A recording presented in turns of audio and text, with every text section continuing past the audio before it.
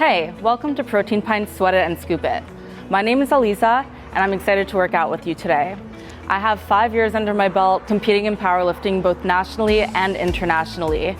Fun fact, my deadlift is over 450 pounds. In order to build a strong deadlift and a strong everything, you have to be recovering, eating right, and strength training. So today we're going to be doing a strength training workout focusing primarily on our posterior chain. In other words, our back, our legs, and our glutes. I'm gonna have a little snack and then we're gonna get started. Before we start throwing around the heavy weights, I do recommend a quick warm up. I'd recommend about 5 to 10 minutes on a cardio machine of your choice, going at a light to moderate pace.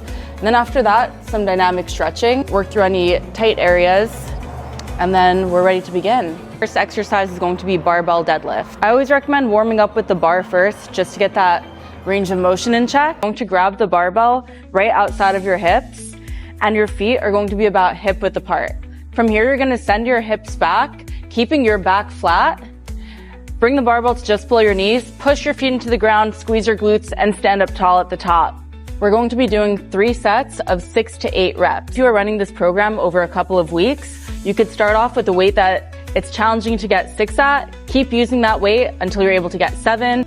Up the weight a little bit, like maybe 5 to 10 pounds. Keep using that weight until that starts to feel light, and so on and so forth. We're practicing progressive overload to help you keep getting stronger.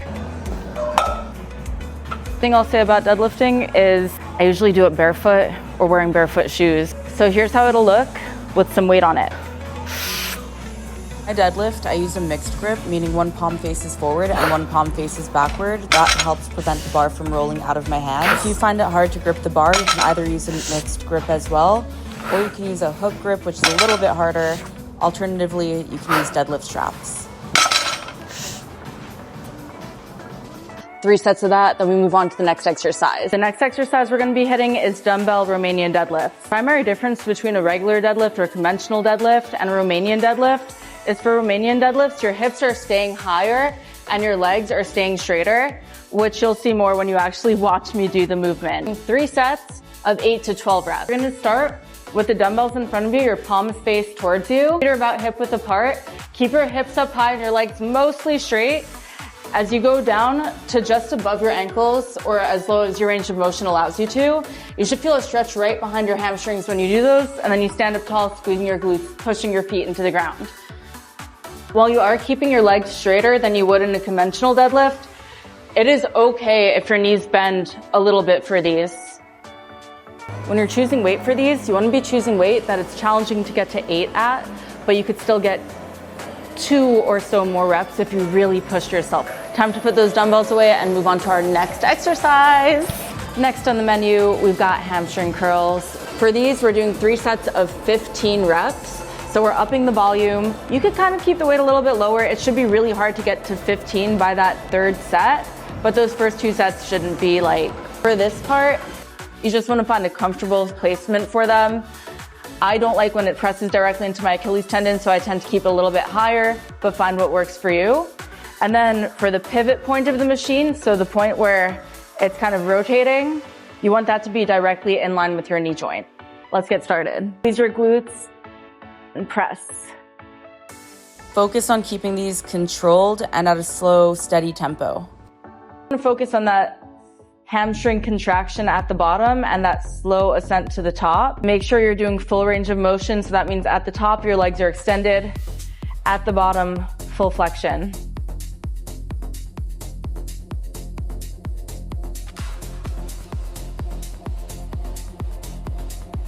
We are done with our lower body movements, and now we're moving into our upper body movements, specifically our back.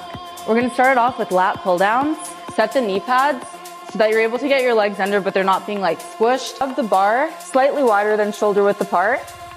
Sit down, and from here, you're gonna pull your shoulder blades down and back and pull the bar down towards your chest. We're going to be doing 3 sets of 12 for these. When you're choosing weights for this movement, you want those first 2 sets to feel challenging. That 3rd set, it should be pretty hard to get to 12. Once you're getting to 12 easily on all 3 sets, you could think about upping the weight. Exercise we're going to be doing is chest supported rows. weights, you're going to be choosing weights that it's hard to get to 12, but not impossible. I actually like to make the seat really low and just kind of stay standing. But if you prefer to be seated, you'd want the seat to be about hip height so that the handle comes directly to the bottom of your rib cage when you pull. For these, we're going to be doing 12 per side.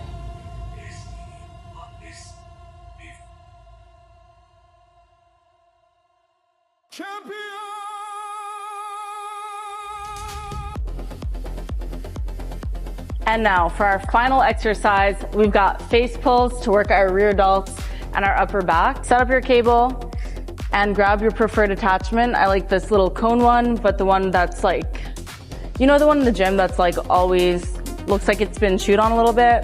That one is good too. You're gonna send your hips back, but you don't wanna be leaning back into the weight. You want all of the tension to be coming from your upper body as you pull. And from here, you're going to pull towards your face. We're going to be doing 3 sets of 15. When you're choosing a weight for this, be sure to choose weight that you're able to control throughout the entire set. Really focus on pulling your shoulders down and back, like you're trying to squeeze a pencil in the top of your back muscles.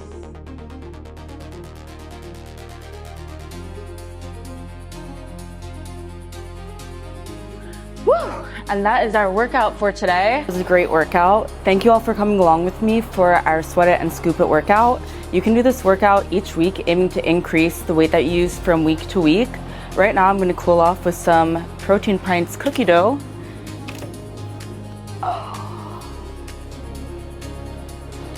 So good. Getting in some protein after a hard workout is one of the best ways to optimize your gains, and this is obviously one of my favorite ways to do it. Let me know if you try out the workout and drop your favorite flavor in the comments. Until next time, catch y'all.